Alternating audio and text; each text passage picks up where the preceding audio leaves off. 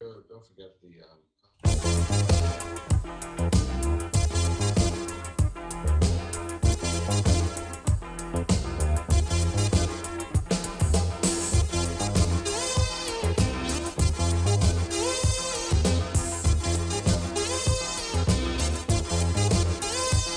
I want to love you.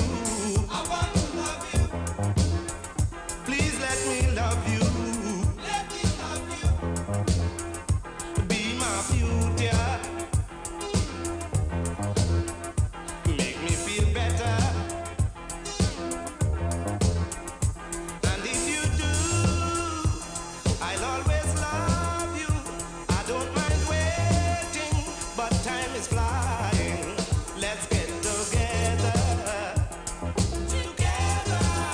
Let's get together. Together.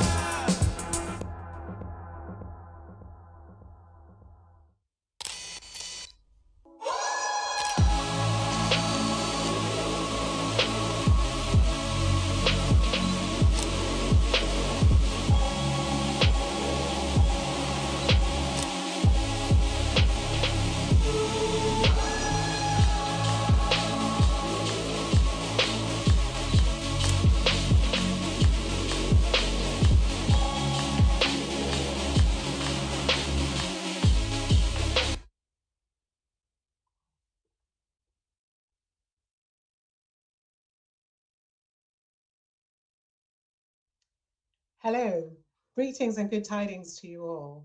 My name is Nadia Denton. I'm one of the moderators of the Caribbean Film Academy alongside Eddie Martinez.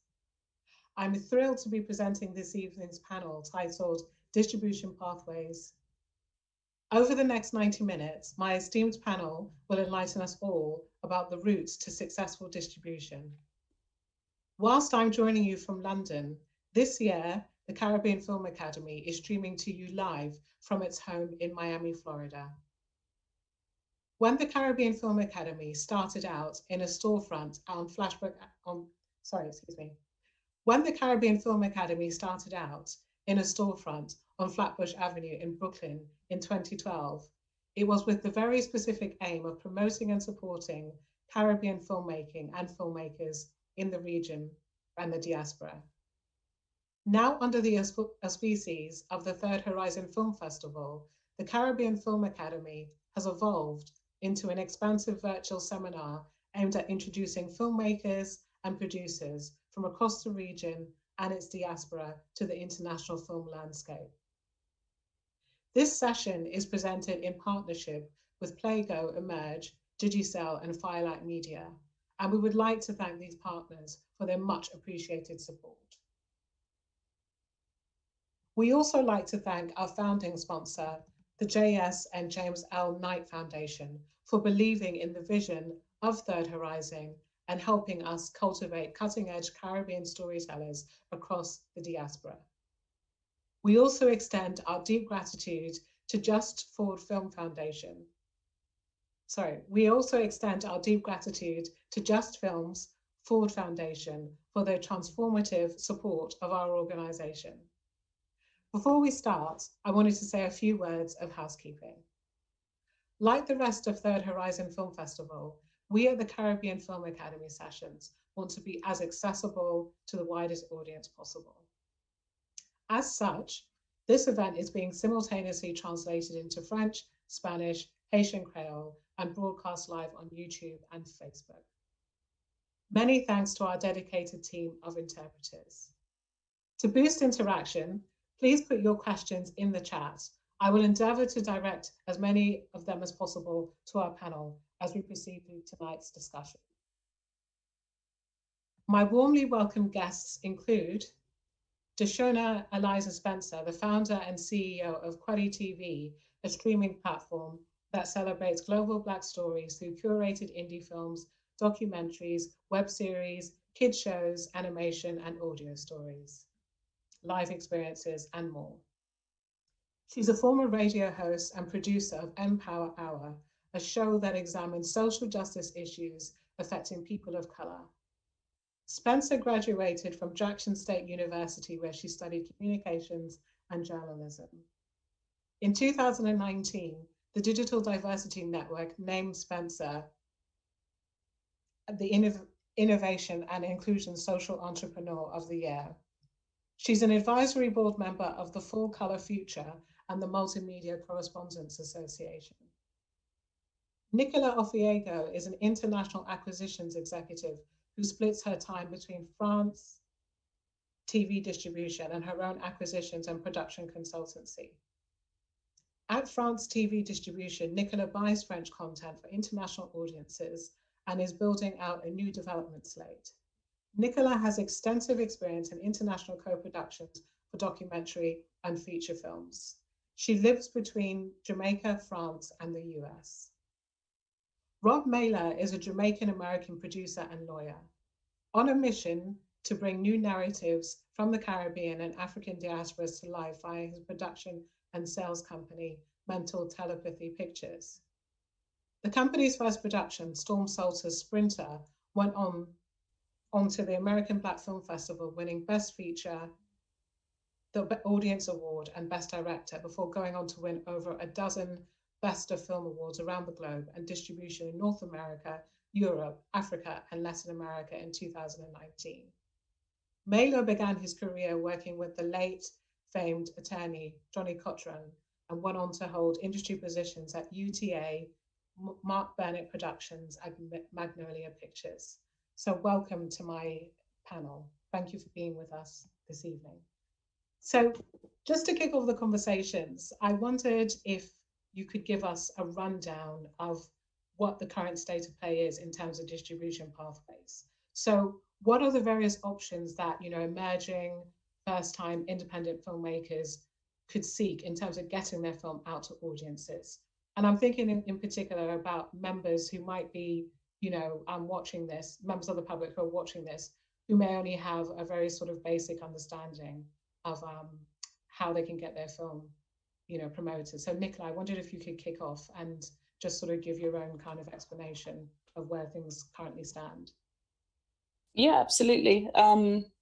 I think working in a more formal kind of bigger company, I'm probably the person with perhaps a bit less encouragement to give than Rob and Dashuna will have, because we tend to be fairly traditional in terms of who are the producers we speak to. And we will typically look for some kind of track record from either the producer, the director, the writer. What we're finding more and more is that the package is really important. So to have some kind of hook in terms of talent is basically, I would say, the most important thing to get your project read, to come through a more traditional avenue, such as the one I work in. That said, I'm talking about doing acquisitions for a sales company. So typically the step before that is being brought on or being taken on by a producer.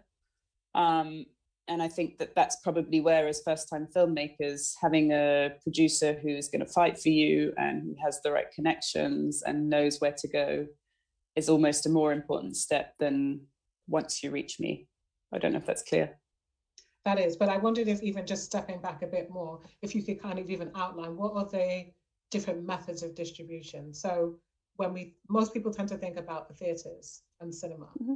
I wonder if you could outline what, for any filmmakers who are watching this, who are considering how to get their film out there, and even if you can highlight some of the less well-known methods of distribution.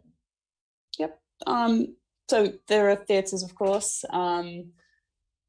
You go straight to TV, which is a huge thing now, particularly with streamers. So what we call, in France anyway, we just call digital distribution, which I think historically maybe was less exciting or less appealing for filmmakers. But I think that with the inclusion of streamers such as Netflix, it's become a much more exciting way to get your film seen across the world.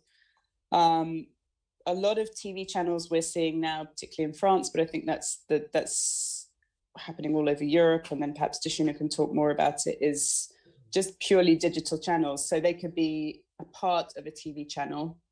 And so again, what we do in France is we have our own distribution via terrestrial television or linear television, which is what you see at home on your TV. but then we use a lower budget range, typically for younger audiences or more experimental projects that we'll release online through our digital channels. I think I need some help here. Festivals are a big thing. Yeah, I don't know. Okay. I can chime in. Yeah, please. Yeah, Please great. To piggyback off of Nicola, I think that I shouldn't call it the Wild Wild West, but I think, we are in a phase where there are so many different ways in which independent filmmakers can get their work out there, where if they're not working with a distributor, they can get their work seen and even make money. Of course, my platform, Khalid TV, we work with a lot of independent filmmakers. We also work with distributors. But some filmmakers may just want to own the rights and control their film, and so that's okay too. I think it depends on what you want the mission of your film to be. If you want to control the rights and keep control of where it goes, then you can do that. If you want to work with a distributor, you can do that. And in either method is still a possibility to get on a streaming service. I think that for a streaming service like Netflix and Hulu, you will have to work with a Nicola in order to make those connections. But for a lot of smaller streaming companies like myself, we're curators and we're always looking for really amazing, unique films to stream where they may not have the connection to come meet us. Sometimes we reach out to content creators if we think is really amazing. Another method too is just direct distribution through a Vimeo or Amazon Prime. I believe with Vimeo, Amazon Prime, I think anyone can upload their film, charge a one-time fee if people want to rent it or if they want to download it to purchase, so people can make a little bit of money off of it. I don't think a couple of years ago there was an option. And so I do know some filmmakers, while they're trying to get distribution, while they're trying to find maybe that distributor, they at least have the option to get their work out there through a Vimeo or Amazon Prime, plop it up on their website, do some promotions, and they were to get their work seen until they decide what they want to do next with their film. And finally, here in the US, we have PBS. If it's a documentary, PBS is always looking for amazing content. There's an organization called Black Public Media, and especially in the US, they're definitely supporting independent filmmakers. And that is an amazing way to make those connections. If you're looking for a distributor or a streaming service or ways in which you can distribute, Black Public Media specifically, they're working with filmmakers of color here in the US to make it happen. So those are just some of the different ways I can think of as far as ways to distribute your film nowadays. Thank you, Deshauna. What about you, Rob? I wondered if your experience is very much in line with what Nicola and Deshauna have mentioned, or if there were other ways that you've worked to get content out to audiences. I think where the current marketplace exists, we have no choice but to seek platforms and channels that are looking for us. And I think the first thing that as nascent filmmakers that are watching this, that they can do is just to start cultivating their own audiences online as they're developing their project and sharing that process with them. I mean, whether you're a writer or a director or a producer or a cinematographer, really half the battle is just getting people to be aware of your project. And if this is your first film, you're probably hopeful that you can get theatrical, which in many regards is the older model and more traditional way that people think about the distribution of content. And when, in the old days, pre-pandemic, the way that we thought about distribution, particularly when I was at Magnolia Pictures, was we thought about the distribution life cycle of a film. And so the distribution life cycle falls into what we call windows. And we windowed the project to figure out how much money we would make over time given the marketplace. And so the first window that you hope to get is theatrical. Now that's been replaced, and especially for filmmakers from the Caribbean and African diasporas, because there's like 5 names of people of color that will actually greenlight a project. A lot of us are not actually even able to access theatrical because, unless you've had a successful festival run or some type of prestige run, you don't actually get those at bats to get a theatrical, because the theatrical window is a very expensive window to try and monetize. What's happening in the current marketplace is that the Netflixes of the world and Hulu's of the world are either in a position where they're only going to work with people that they know, similar to what Nicola said, or films that have reached a certain level of prestige. And so if this is your first film and you're trying to figure it out, really just think about, how am I going to get the greatest awareness? Everyone wants their film to go to Sundance. Festival level is really the thought place where people think like, oh, if I get to Sundance, everything will be right in life. But the stories of filmmakers who that is not the case for are well known, through no fault of the festival. But there are festivals like American Black Film Festival and Third Horizon, where you think about the audience for your film. And for me, I just think the thought process has to begin is, where's your audience and where do they consume content?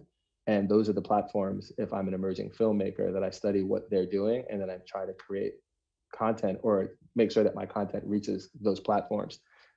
Whether, in every, in the UK, there might be a channel like Mubi. In Africa, there might be MultiChoice and Mnet. And so those are places where I have been successful in distributing content and introducing new filmmakers to marketplaces. That's great. And Rob, I wonder to what extent you've had any engagement in terms of education distribution, because that, I know, at least back in the day, could be quite lucrative, the university circuit, and even things like airlines. So some of the less well-known areas, but also, quite valuable platforms. So I mean, with airlines, for example, there's a company called Penny Black in North America that does airline distribution. Typically, though, you have to do airline distribution right at like the start of your run of your film, like right after the theatrical run. So that was not really a good play. But for the most part, most people that I've worked with and that I've done in the past, we outsource our educational sales to third parties that specialize in university contracts and getting the PBS deals and all of these non-theatrical models for recouping investment. No, that makes complete sense. And I just wanted to sort of unpick what you were talking about earlier around the fact that, filmmakers need to think about building their audiences online, etc., as they're perhaps developing their campaign or in post-production. So are you in effect saying that they should be considering self-distribution? They should be considering investing their own resources in the marketing and trying to get their screenings in addition to the festival run? I don't know that I would tell any filmmaker to do self-distribution, because unless you've done distribution, it's a whole other ballgame. And I worked in distribution, so for me, distributing Sprinter and finding homes for it in different territories was easy. But most filmmakers don't have access to that, and so utilizing a sales agent and attending markets and film festivals is probably a more secure method in which to network and find ways to get your home. I think trying to figure out how you're going to distribute your film outside of your home country is incredibly exhausting. And it's just like, where do you start? You just start with a Google search. But having a sales agent or just relationships with people in other territories is something that most nascent filmmakers just don't have. And so understanding where you go to get resources on distribution and or sales agents, particularly at markets around the world, like Durban is coming up, obviously Cannes Film Festival is about to happen, and they've all been existing virtually. And so I think this is a great opportunity for young filmmakers right now to take advantage of the virtual marketplaces that are existing and set a few meetings, look at the list of people that are attending festivals, and see if you can just have a conversation with a couple of people virtually to understand how things are working in different places, or maybe even your backyard, wherever you're watching this, to find out who's doing what and who distributes content. Before a movie starts, just look at the logos that come up, and those are the companies that will guide you to either the platform and or producers that are making a project. Yeah, that's quite right. So Nicola, Rob makes a quite important point about the engagement of sales agents. I wondered if you could tell us, A, what a sales agent is for those who are less familiar, but also how filmmakers can best interact with the sales agents and engage with them. Yeah, absolutely. So for those of you that don't know, the company that Nadia mentioned that when she was doing my introduction is France 2B Distribution. And so we are a sales agent, basically. And my role is to buy projects that the sales team will sell. I think everybody has a different policy, and you have to bear in mind how many projects are coming in on any given day. But I pretty much engage with everything that comes through and try to give a relatively honest, albeit fairly short, response. And so I do think it's always worth going out to the acquisitions person at any sales company and just sending them what you have, or asking for a 5-minute chat. and just figuring out how they want to interact, because I think people are quite generous about sharing market intel or whatever else if they have the time to do so. Sorry, the question was how to engage with sales agents. So yeah, exactly. So I suppose in a sense, how might filmmakers best pitch? Yeah, I think something that filmmakers never seem to do, and I don't quite understand why, is to understand what is the label for sales agents. So every sales agent will have some kind of target film that they sell. So they'll be genre specialists, or they might love like big classic movies, or they might love religious films, or they might love festival films. And even if those things are not something that you're very, very familiar with, you can kind of get a feel just from looking on their website what sort of thing they're interested in. And I think it's worth being a little bit smart about who you go to with your projects. Because if I'm a horror sales agent and you're pitching me rom-coms all day, I'm not going to have time to respond to that. Whereas if you're making genre films and you go to the right guy, then they'll know straight away whether or not that's something that could be interesting. You probably get something encouraging back. I would say, again, I think budget is a huge thing. So being aware of the type of film that it is that you're trying to make, and what kind of budget and what kind of ambition you have for the film. And I guess that's why a lot of filmmakers will start, your first movie might be a genre film because you're a lower budget, and therefore you're more likely to get somebody that will take a chance on you. Whereas if you come out with a film that has a budget of $15 million and you've never made a movie before, you're going to have a hard time. I think the last point I would make is that even if you're your own producer, present yourself as a producer, because it's really, really difficult for commercial executives to have a conversation about commercial potential of a project, which is ultimately what we're talking about with the creative.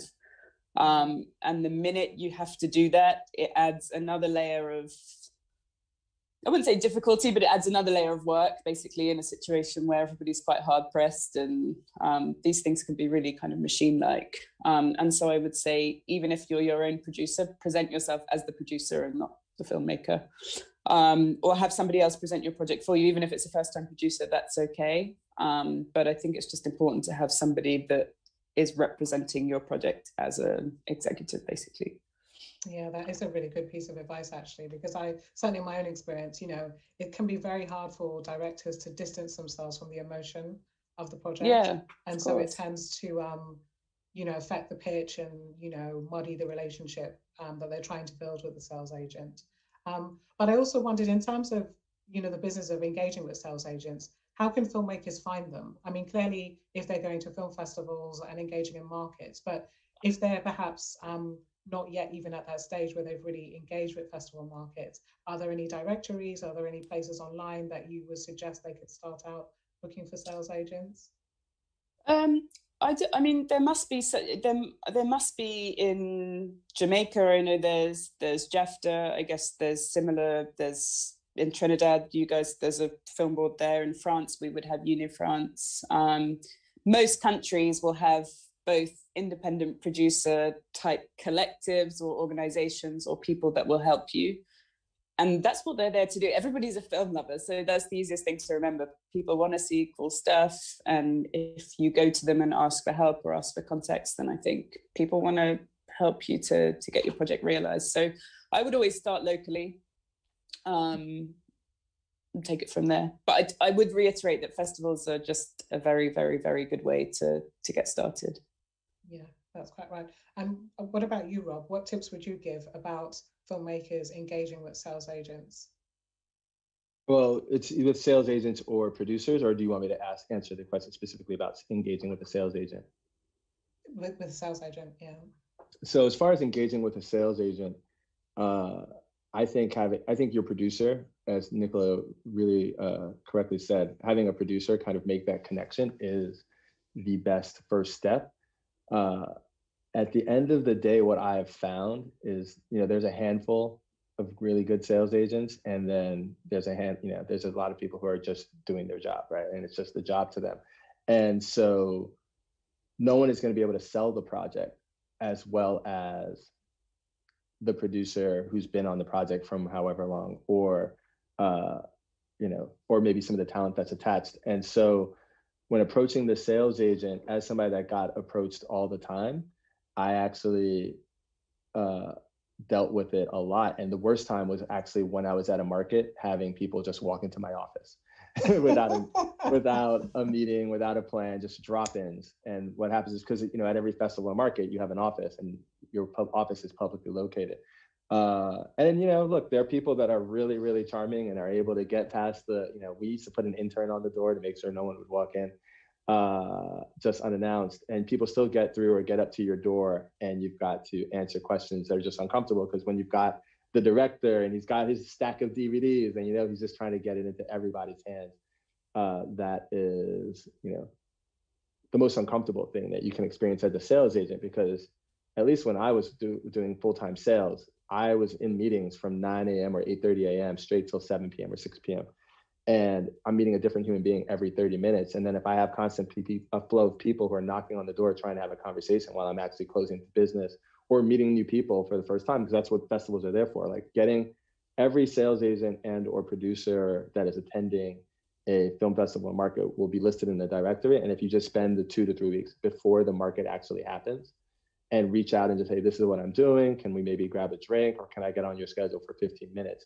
That would be the best way to do it. But popping up on someone at a market is the worst way to do it. But most sales agents aren't really dealing with projects from people of color. Like, most of them don't know how to engage, because most of us don't have cast that they can necessarily recognize. And so being sure that you've put together a deck for your project that can succinctly kind of give the overview before that meeting, so that nobody's time is wasted. And in that deck, you want to just have the log line, synopsis, who the players are, and if you can, a brief description of the audience and how you're trying to reach it. That will not only help you as a filmmaker to identify the companies that you should be tracking by looking at what films they've done and thinking what films your film is like, but it'll also help to speed up the process of helping people say, oh, this is a really interesting idea. Let me get some more materials on it, or make sure that I learn more. That is the most efficient way to operate within the film and market space as a up-and-coming filmmaker, for sure. Right. So, I mean, one of the things that I sort of strongly taken from what you said really is a kind of about research in the sense of, prior to attending the market, finding out who the sales agents are, reaching out to them, and research in terms of putting those sort of the marketing materials together. 100%. No, the marketing materials, I mean, those are the materials you're going to use throughout the life of your film, and you're going to use it in every territory possible while you're making adjustments. Like, for projects that I'm working on, we have a deck that we start out with from the minute, before our film is even written, before the script's written. We have like a mini document that maybe just has all of the pictures we want to use or references, and it continues to evolve, because whatever gets you in the door to get your film produced, well, then once you get to the distribution phase, even if you pop up at a film festival, your results at the film festival will be even stronger if you've got a mini presentation that really is just pulling slides from your deck. And if you're able to articulate who your audience is and how your network and community that you've been using to build the film throughout the process of the production of the film, if you have all of that built in prior to entering the market festival space, and you have the ability to articulate who your audience is and how you can connect with them, whether it's on social media, who the top influencers are, or people who may be film and media practitioners, having that kind of list prepared in the distribution deck document then goes on to help you to tell your story better. But yes, preparation and research is definitely the key. Oh, that's really invaluable. Thank you so much. Deshawna, I wondered if you could share with us what you have come across in terms of your interactions with filmmakers as common misconceptions about distribution. So whether it's to do with the role of the distributor and what they're going to do, or even down to the share of the proceeds, etc. So I work with a lot of first-time filmmakers, and there are a lot of things that they may not quite understand. For instance, sometimes you're all mentioning about the sales agent and they don't know how to find it. Of course, Nicola and both Rob gave very great in detail sort of how to do that. And so typically when filmmakers reach out to us, because we actually have a section on our website where filmmakers can actually submit to our database and potential distribution on Quality TV. And sometimes, we do spend some time giving people advice on sort of what the next steps could be because they just have no idea. Number one is one good example is even how to market their film. When people submit content to us, a very misconception is this is my film, one word, no trailer, nothing, no. They have no idea how to present the film to us so we can adequately decide whether or not we want to stream the film. And so a lot of times we have to go back to the filmmaker and say, hey, do you have a trailer? And believe it or not, I would say that about half of the filmmakers sometimes don't have trailers, which to me, I would tell people, even if it's a short film, if it's 6 minutes, you can crop out something to give people an idea about what the film is about. And it'll also help maybe with distributors when they're trying to make a decision. If they want a trailer, sometimes makes people decide whether or not they want to see the full thing. And so I always encourage about for people to look at to get trailers. A lot of times the filmmakers don't interact with the producers like both what Nicola and Rob said. It's usually the independent filmmakers who have reached out to us directly. And a lot of times I'm having to explain to them who's your producer. Let's have conversations with them because a lot of times the filmmakers they have no idea how distribution works, who gets paid, how people get paid, how to divvy up the money. Does it go to them? Does it go to the producers? They have no idea, and it's usually at the end of the day, it depends on sort of what arrangements they had when they made the film and who they owe money to. And so a lot of times, we're going to the filmmakers and really trying to hold their hand a bit when it comes to how to properly connect them with the right people, and also, like I said, trying to get in contact with their producers, because sometimes they just don't really know what the next steps will be. And I wasn't trying to think of anything else that we really encounter with first-time filmmakers. I really just think at the end of the day, it's really about marketing themselves. And when I say marketing, I'm not saying so they can self-distribute, but really to market themselves so they can get their work seen. And it's like what Rob said, you meet with so many people, we get so many submissions, and not to say that everything has to stand out, but if a lot of filmmakers would sort of take the time to come up with the deck, come up with the things that will adequately help us make a decision about whether or not we want to move forward with the film, it goes a long way. Because if I have like 100 emails from people who are interested in being on Play TV, and there are like 30 of them that don't have hardly anything, we may take the time to email them back and say, hey, we need this, but we've moved on to the people who have their stuff together, and it just really causes a delay. And so people get upset, like, I emailed you 6 months ago. Well, we didn't have this. And, you have to keep asking people for various things. And so that would just be the things that I'm seeing pretty much is just for a lot of first-time filmmakers just not really understanding how the process works.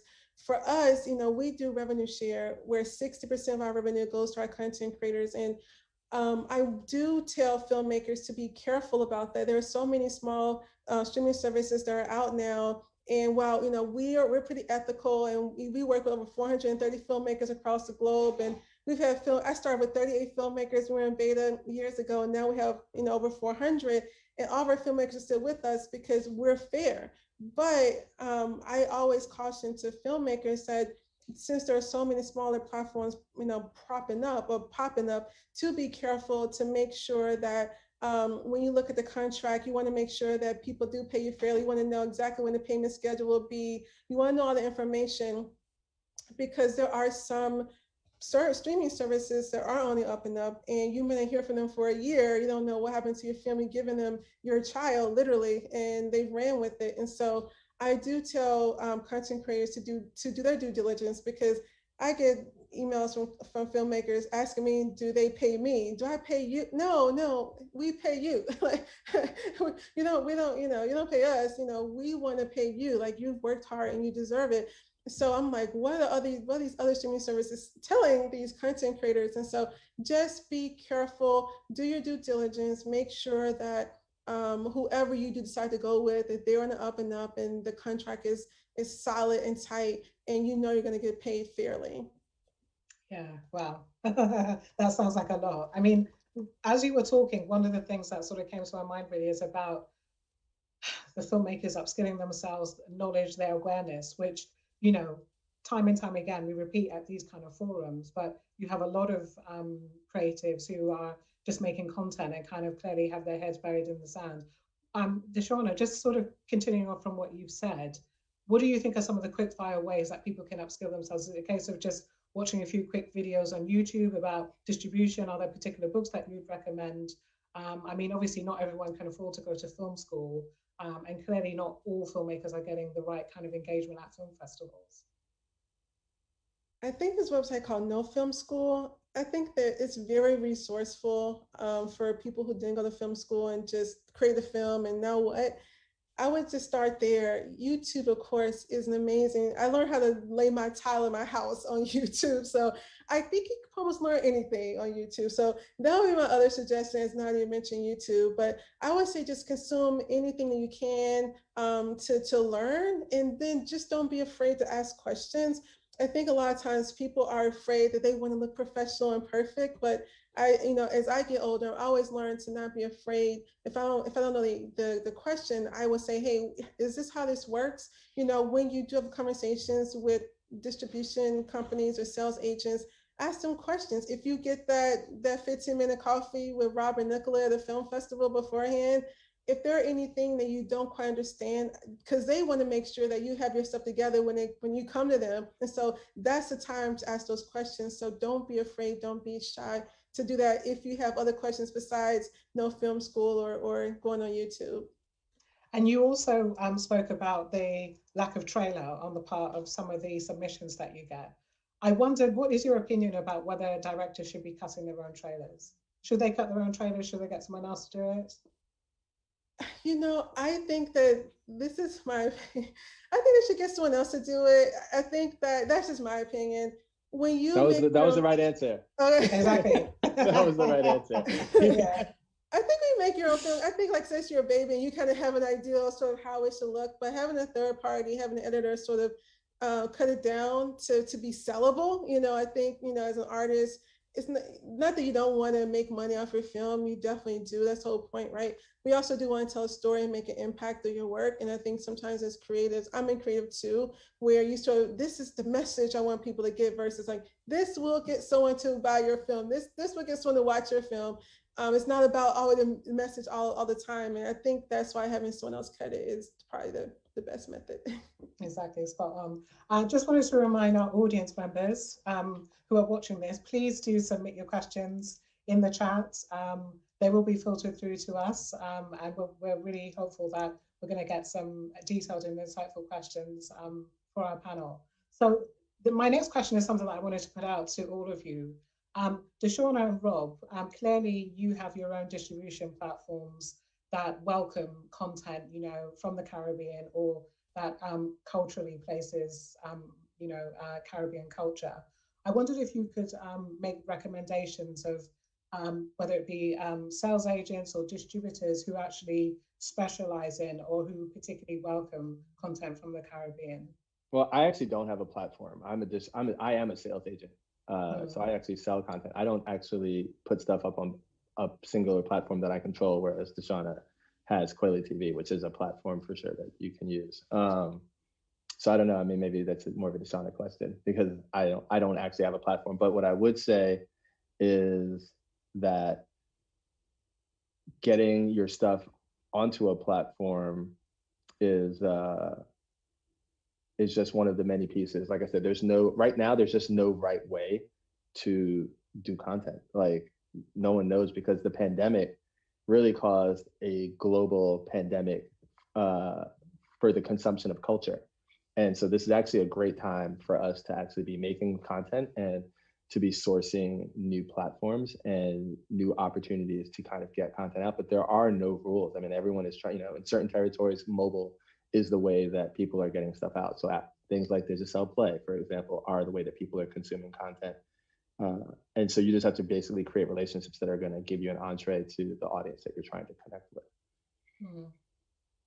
Deshawn, I don't know if you wanted to sort of pick up on that. And I mean, obviously, in addition to your own platform, you know, can we say, are there specific distributors that focus on Caribbean content, or is it really a case of Caribbean filmmakers needing to look for broader platforms that perhaps take in cinema of the African diaspora or world cinema? So I would say that we work with a few distributors that work with all types of content, whether it's, you know, English or French or Caribbean or, you know, African content. But there are two distributors that I work with specifically that focus on content, I say, of the African diaspora. So they have content from the continent, the Caribbean, parts of Latin America, and one is called Art Matin. They're based in the US. And the other one is Flourishing Films, also based in the US. I've gotten most of my, and they're thoughtful too about the content. A lot of times when you work with some distributors who may not be of the culture, sometimes the selections that they have, I can't select it because it may focus on Black death, Black suffering, things our customers don't want to see.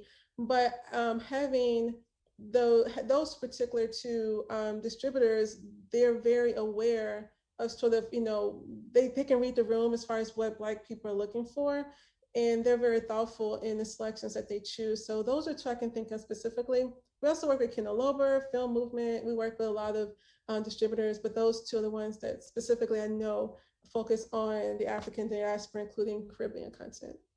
Yeah, that's great. Thank you. And Nicola, I wondered if you could recommend any sort of cultural specific distributors or sales agents. I think I can't, just by being a representative of one company. Yeah, I think I probably can't do that. I can co-sign Flourishing Films. I've worked with Afuru a bunch of times, and she is great.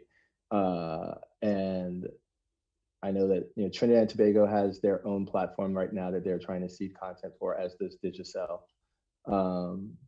In Africa, Mnet and MultiChoice are some of the better Pan-African players. In the UK, people usually will try and connect with the BFI in order to figure out either distribution funds for films that are seeking audiences. You know, my film Sprinter received BFI funds because they wanted to make sure that we were attracting new and diverse audiences.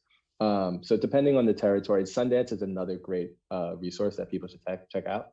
There's a platform called Sundance Collab, and they have an entire section dedicated to distribution and just kind of ways to navigate this space. And so, yeah, those are companies that I would definitely recommend. And if you can, you know, there are great companies like Macro, and probably about 19 or 20 companies that are led by talent and or producers who have distribution and or first look deals with major studios and or financiers. So if you're able to get your project in front of one of those individuals early enough, another great reason to have a producer on your side from early on, that can facilitate those conversations and facilitate relationships with the festivals as you build out your project. So, you know, the takeaway from that, the note behind the note is, do your due diligence and really construct a plan for your film as you're producing it, and before you even like shoot the first thing. Think, you know, having your producer on board and understanding the life cycle of your film as a filmmaker isn't just from idea stage to the last shot and producing it and editing it, but the life cycle of a film, especially for people that are in the finance and distribution game, really begins with how is this film going to be introduced to the marketplace, and how does it live in those windows that I mentioned, whether it's theatrical, pay TV, streaming, free TV, airlines, educational, et cetera, and how does it fit into all those windows, and how do you find a team that's going to get you into all of those places? You mentioned Sprinter, which actually kind of links into my next question. I wondered if you could tell us about the film and what you think were some of the key ingredients that meant it had such a successful release, as broadly international as it did. Yeah, I mean, I think part of it was the understanding that distribution for it, the algorithms for content by us and for us don't really exist. And so we just didn't ever take no seriously or no for an answer. We were fortunate that we were able to have CAA on board to sell the film in North America. So They who ended are up they? selling in the US. For those CAA, people who, yeah, for those people not familiar. CAA is Creative Artists Agency. They're one of the largest agencies in the world. And yeah, they represented our film. The other agencies include UTA, WME, Paradigm, ICM. There's a wealth of agents.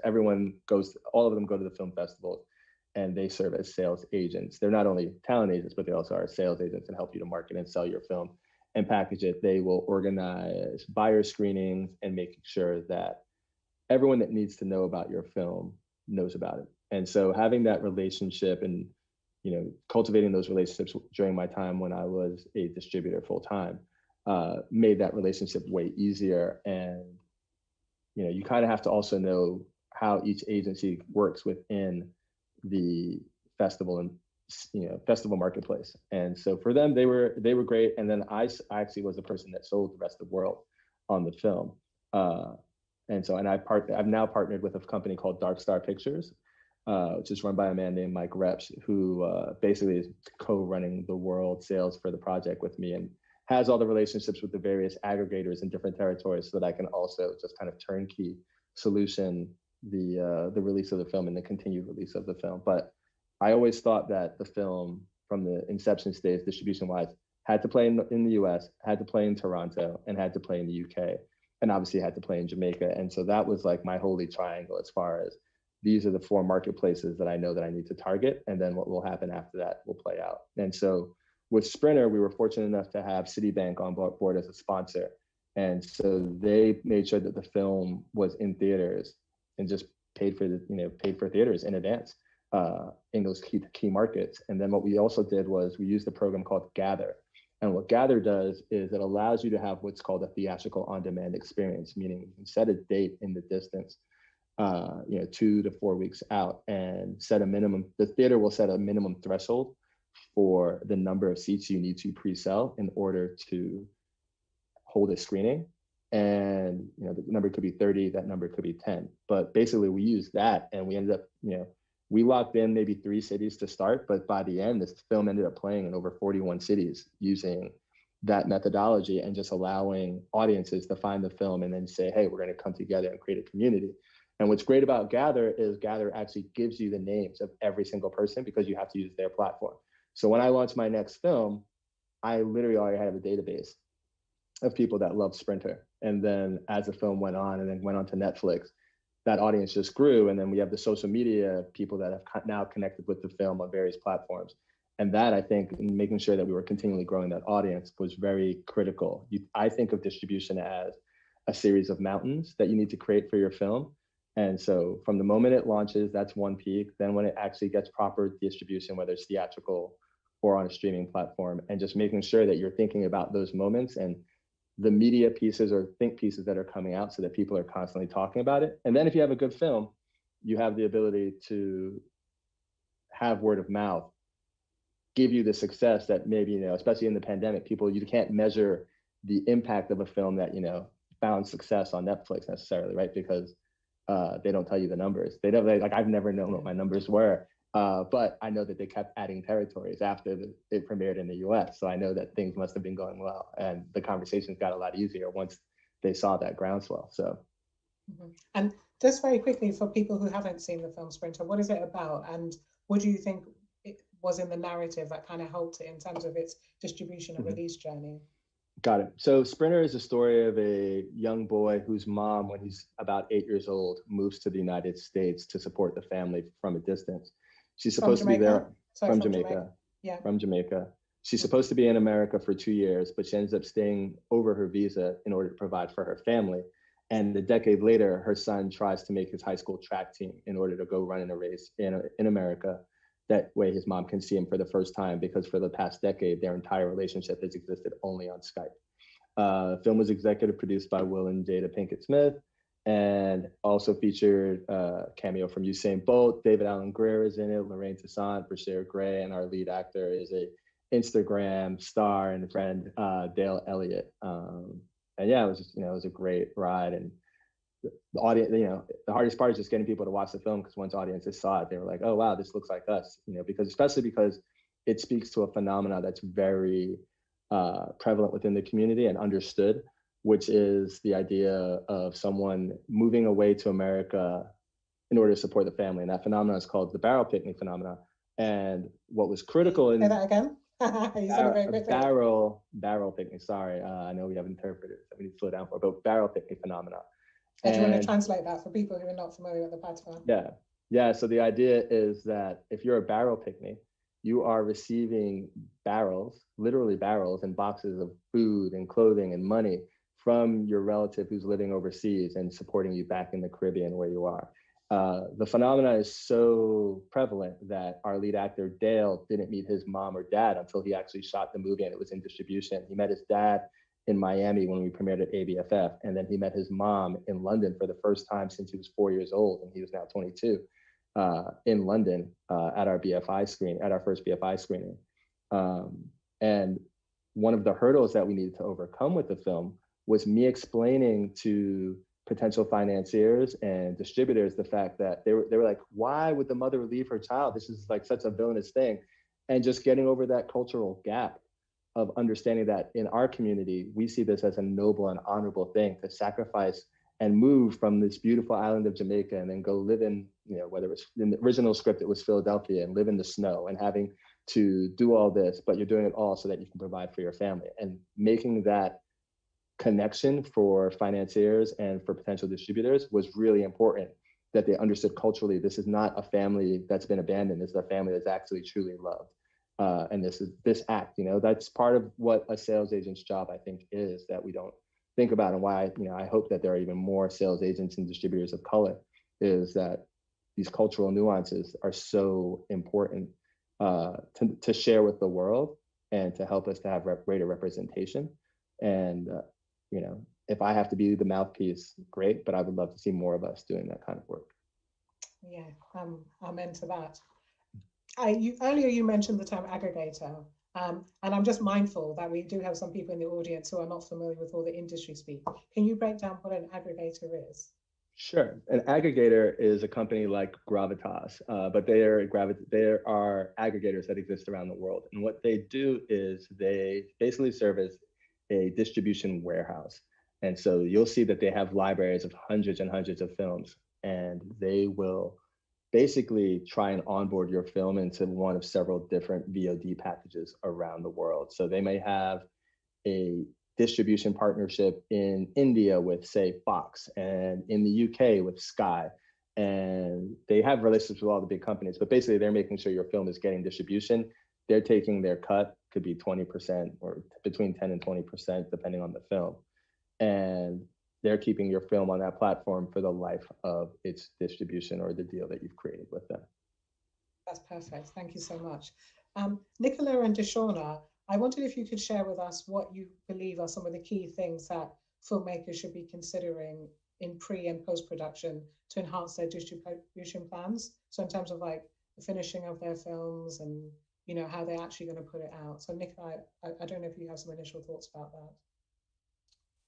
Yeah, I think it's worth going out, the earlier the better. I think what I've seen, I'll explain, the reason why it's better to go out earlier is because most sales agents, and Deshauna might have a very different take on this, but for sales agents, we typically want to control the life and the marketing of the film and how it gets exposed, whether that's via festivals, whether that's via a theatrical release, whatever it is, the earlier you come into the project, and when I say early, I mean at script stage or in shooting stage, if you're able to finance that far, it just means there's much more comfort around taking a project on.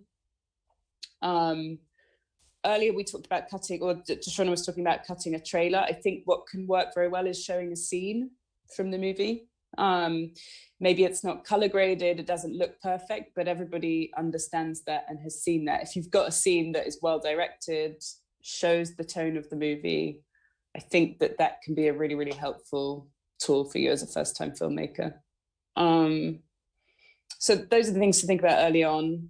And then post, I'm not sure.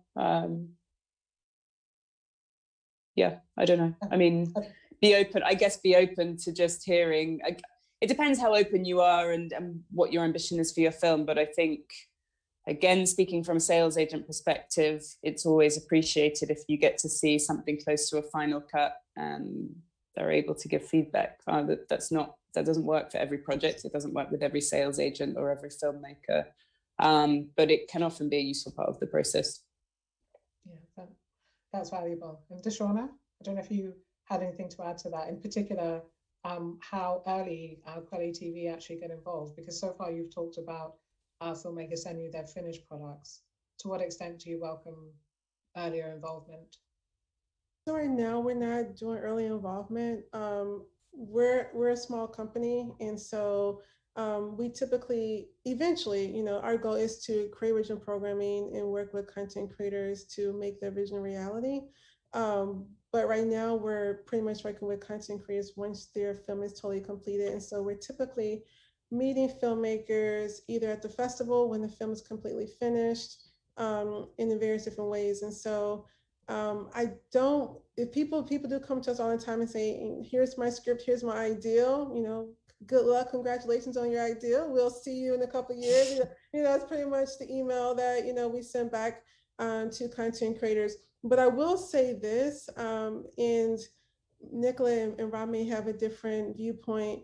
One of the things that people do come to me about or come to Clay TV is they ask me, I'm making a movie, what do you want to see? Like what is sellable? And I always tell content creators, don't write anything or don't create something based off of what will sell.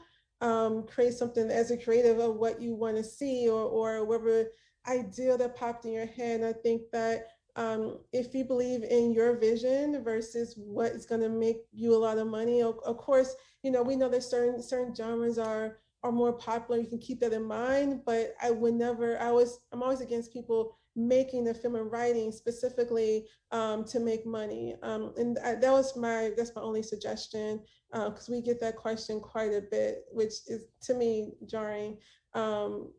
Write what you believe, build, like what Rob said, this story was very personal, it makes sense and why it was made.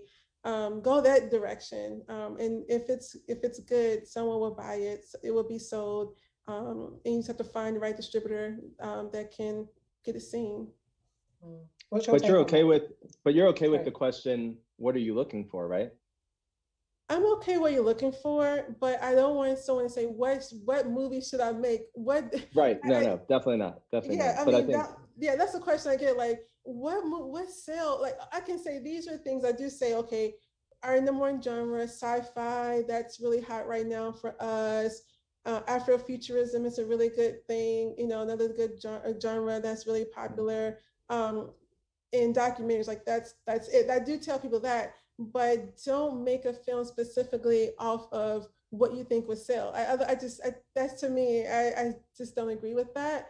I think people have a lot of ideals, and if you have one idea is a rom-com, one is a drama, and one is actually that is a sci-fi, then do that. But if you're a rom-com person, don't try to force yourself to write a sci-fi just because I told you that's what is more popular on my platform.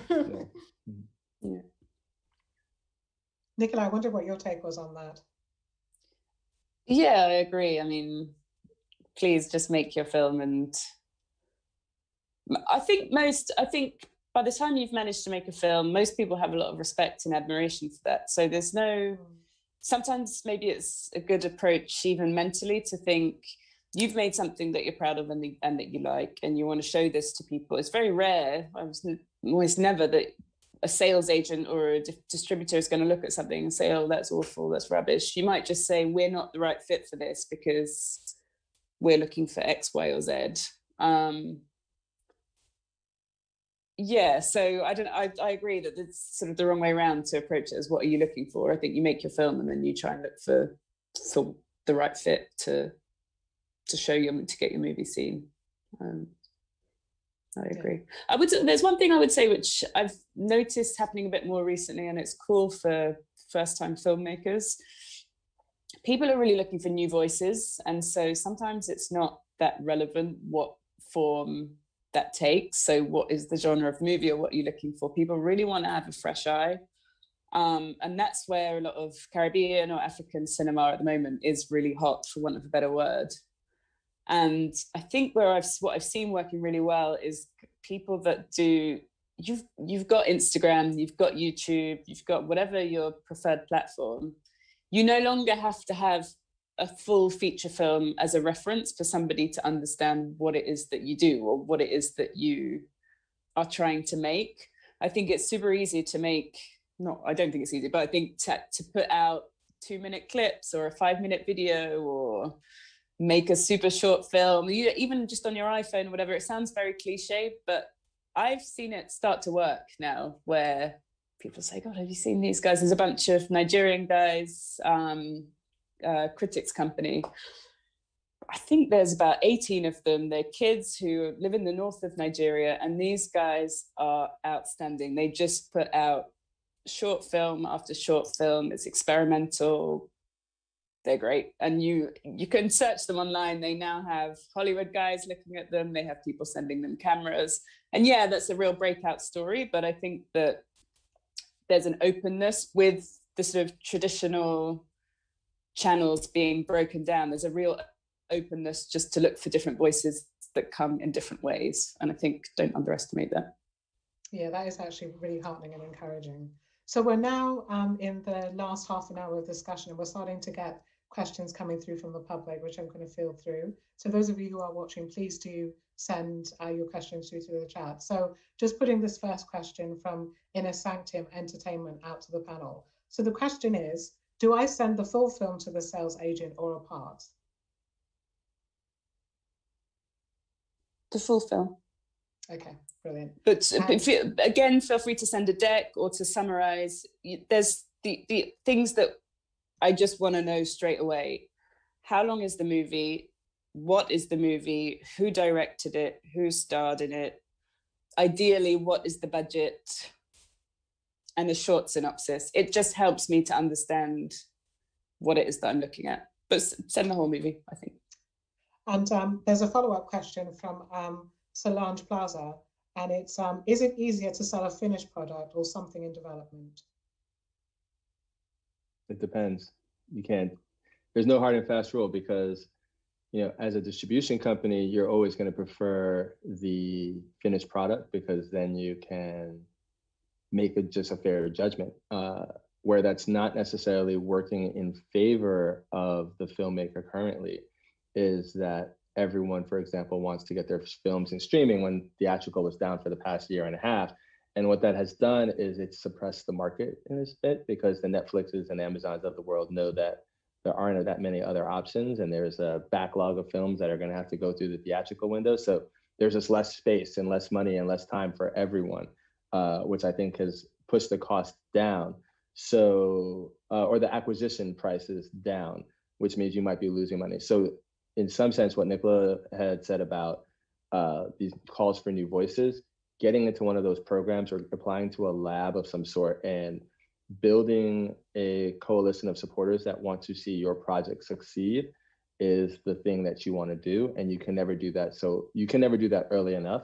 And so participating in these labs and development programs to develop your project and hopefully get you in front of decision makers at production and or distribution companies first is the best business strategy I can say for you filmmakers that are out there trying to figure out how to put it together. Because by the time, what you can do from a packaging standpoint at the script and development stage, when it's done, there's no way for you to kind of meet the needs of a distribution. It's just what you have.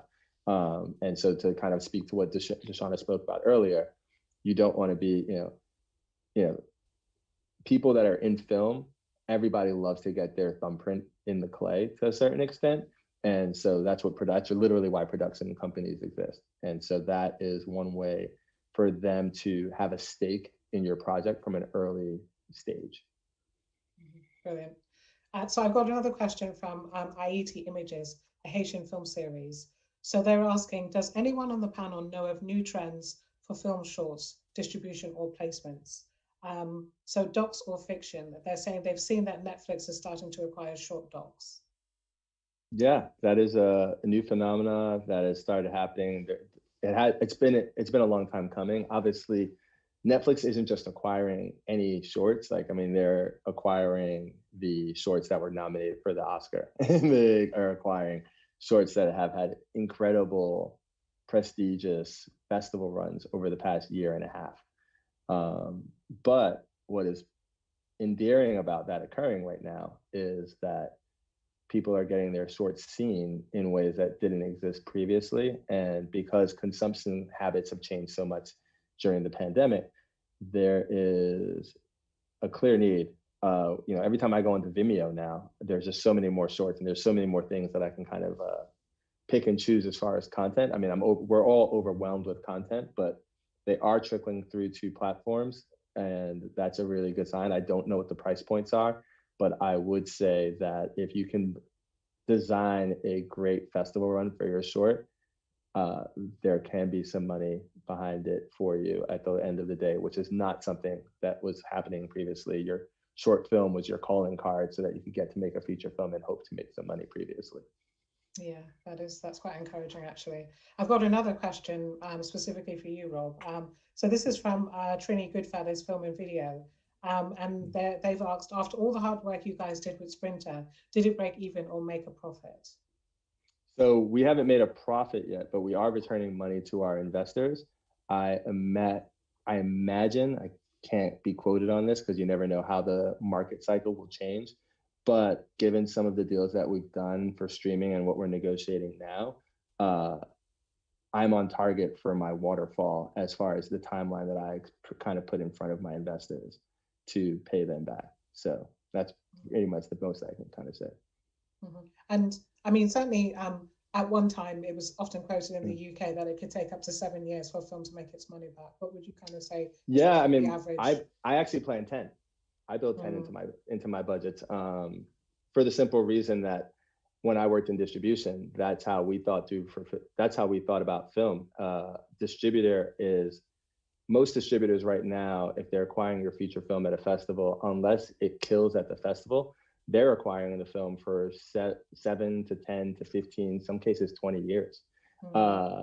So you're not going to have control in specific territories. You're not going to have control of your film during that time. And so that having that distributor relationship is really, really important. And going with somebody that you can actually trust is really important, that you're going to get reports. Like, I mean, I literally just got a report right before we came on this call from my distributor and like saw that I had money coming in. So, it's a good feeling to be able to tell your investors, hey, you guys have money coming back, because the other part of my job, which is producing and getting the financing, is I actually tell everyone up front that this is a horrible investment. And if you guys are trying to make money, film is not the way to do it. So I actually have always protected myself in that way. And what I think we're going to see happen, especially for independent content in this era, looking for new voices, is we're going to see, I think, platforms kind of take the place of the previous independent financier for a lot of films. Because I think the ROI models that previously existed are going to be forever changed as a result of the way that theatrical distribution kind of will change, and the rise of streaming and every platform wanting to have original content that they can kind of say is their own. And so what you'll see is similar to what some of the streamers used to do, which is they'll give you your budget plus 20%. I think that percentage is coming down when you go on a streaming platform. But that is where I think the model is going to change. And I think that is what filmmakers should be excited about, because if they have a good idea, the chances that they will get picked up onto one of these platforms, if they create a appealing and sexy package for their film, is that they're going to get their first film made and not owe anybody any money. Yeah. Next question, Deshauna. So this is also from Trini Goodfellas Film and Video, and they're asking, if you followed all the submission guidelines, what is the time frame to get a response from Quality TV if you submitted a film? So the timeline is about 3 months. I know that for some filmmakers, that's too long. We get emails from like, I emailed you last week, what happened? Or DM us on social media. But we do tell filmmakers the reason it takes us so long is because if you submit everything, which is your full film, we watch everything. As a curator, just because we have Black content doesn't mean that your Black film is going to go in there. We have a specific mission for the type of films that we have on the platform, and so we do watch, and we have a people who make a decision whether or not it goes on. So it's about a 3-month time frame, and we can always get back to everyone, but we do our best to like give people a heads up whether or not we want to move forward the project. And Nicola, the same outfit, Trini Goodfellows Film and Video, have asked if you have ever distributed or worked with any Caribbean films. Good question. Not yet. I would love to, but not yet. And this is a question to the whole panel from Maria Del Mar Rosario. So she's asking what to expect when negotiating in terms of acquisitions. I can start with that one, but again, it's from a perspective of a sales agent rather than a platform. We normally ask for what's your financing plan. So basically, what's your gap and what are you looking for as a starting point? It tends to be a relatively honest process because at any given time, X or Y film will be worth a certain amount. When I say worth a certain amount, I mean, what is the MG, which is the minimum guarantee that we will put down, which is effectively, I guess the nearest thing, if you're not familiar with it, is almost like saying a loan. So let's say I think that I'm going to make $150,000 on this project. I will pay you $100,000. Once that money's all made back, at that point, we can start to share whatever the extra profits are, very, very basically. So it tends to be a fairly honest conversation. Commissions don't vary very much. You tell us what you need. We either say this is way off or okay, we can have a conversation about it. And then we take it from there. We're a bigger outfit, so typically the producers that we're speaking to have a rough idea of what they should be expecting from their film. They're not typically first-time filmmakers, so it might be interesting also to get an input from Rob and Deshauna on that. Just to add, the questioner Maria, she has added, she wanted to know about rates, percentages, or what to look for in contracts. So if there's any figures or percentages that you can roughly pin down as averages. Yeah, I mean, I think it varies from territory to territory. You'd probably expect 25%, the sales agent to take around 25% for theatrical sales. It's going to be less for video.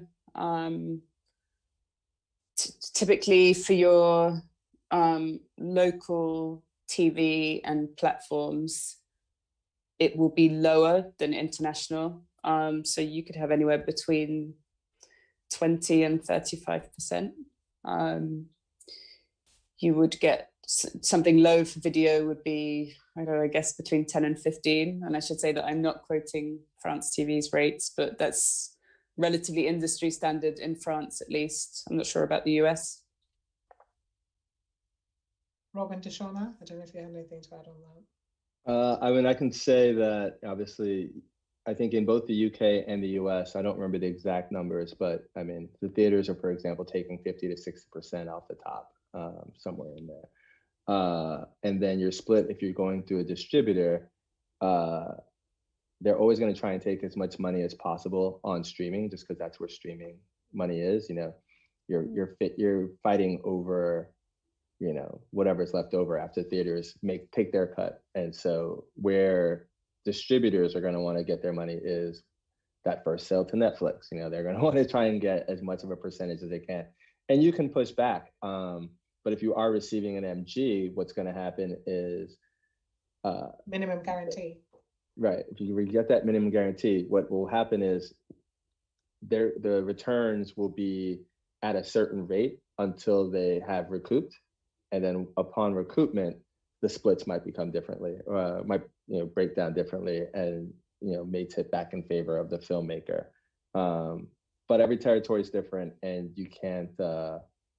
Every negotiation is different as well, because it depends on what you bring to the film and how much bargaining power and what your contributions are. But what I would also be sure to tell you to make sure to think about in every negotiation is to consider capping expenses on marketing. That is like something that you really want to do, because you don't want to get buried in Hollywood math and wonder, why didn't I make a movie? And they're like, oh, well, we spent $150,000 on marketing.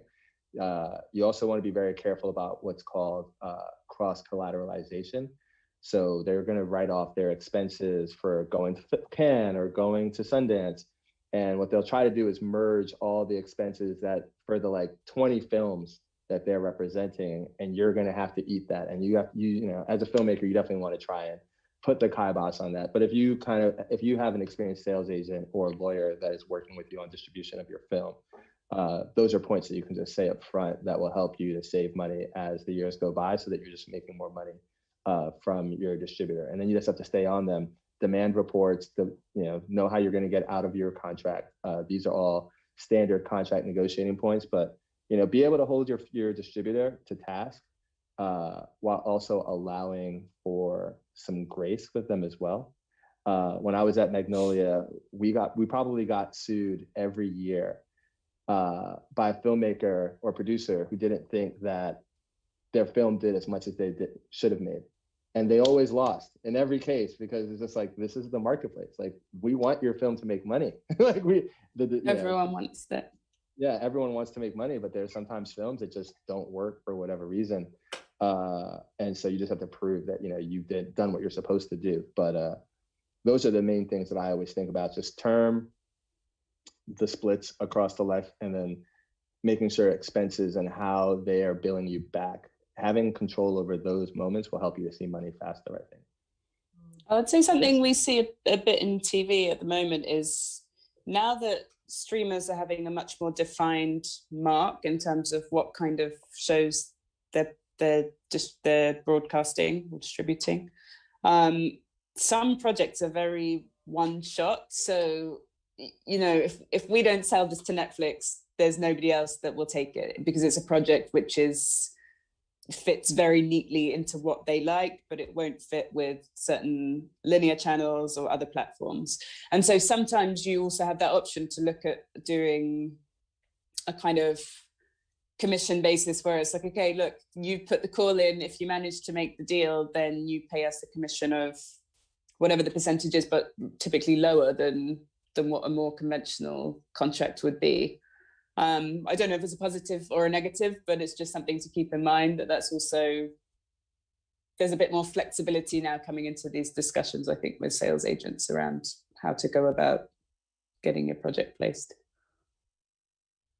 Those are super tips. Thank you. We're actually coming into our last few moments. I wanted to get some reflections from you all about this sort of brave new world we find ourselves in, what with the COVID pandemic and how it's affected things. I mean, Rob, you've kind of alluded to it, changes in terms of how the power balance is in the distribution field with, the likes of Netflix, etc. But I just wondered, across the panel, if you had any particular, reflections about what considerations filmmakers should take into account now that we have seen, living in a world where we may not be able to go to the theatres for a given period of time because of lockdowns, etc.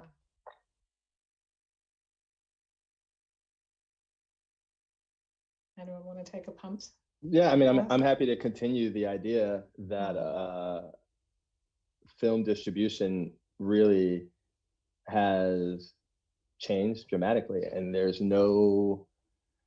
it's kind of like when the genie's out of the bottle with respect to the consumption of content. I mean, people are just finding all of these different ways to consume. And so what I think for filmmakers to think about with respect to getting their project seen is to focus on creating visibility for their project and for everyone involved in their project, because there's this, that communal raising of all tides will help you to sell your film, because the world became more digital as a result of the pandemic. And as soon as you are sending your film to a sales agent or anyone else, think about your intro email as a keyword search, and your name is going to be like one of the first things. So if they are looking at you or the title of your film, and you can share like a social page that has X number of followers and there's some engagement there, and like I said, the team of the 15 or 20 people you're making your film with, like your core team,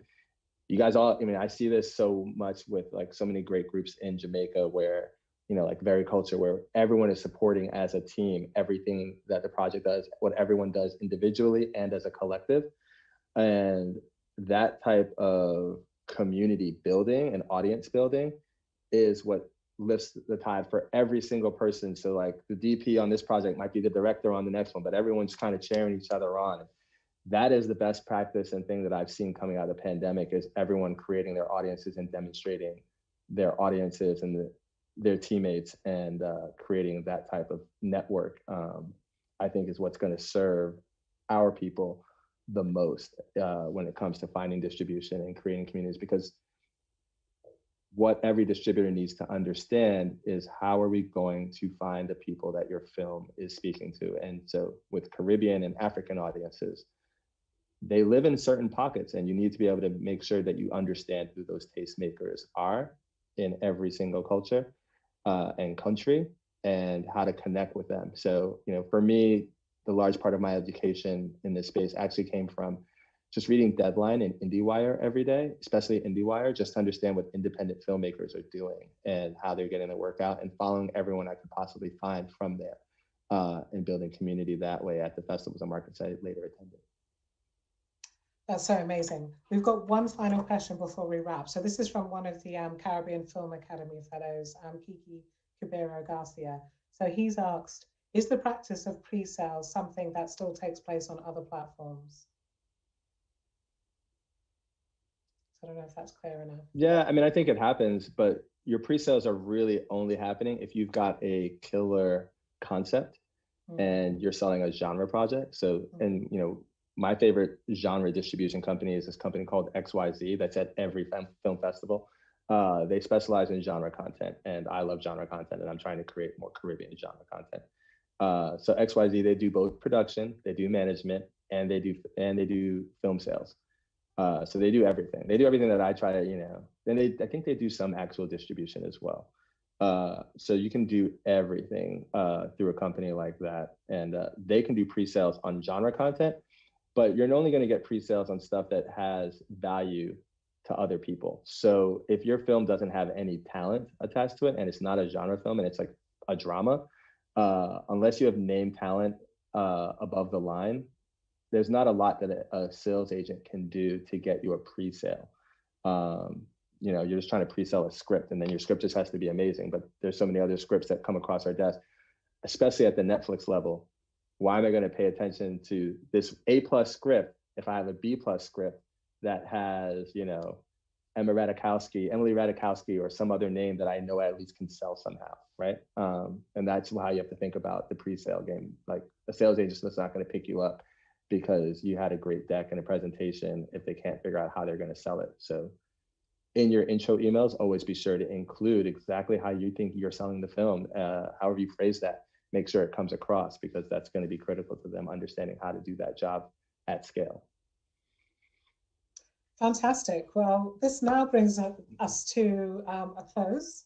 I'd like to thank you, Deshona, Rob, and Nicola, for joining us in this very insightful and informative distribution pathways discussion, which has been presented in partnership with Playgo Emerge and Digicel. Please keep an eye out for their competition, which is being launched on the 1st of July, where they're looking for the best short form videos from across the Caribbean. So this is for audience members who are currently watching this session.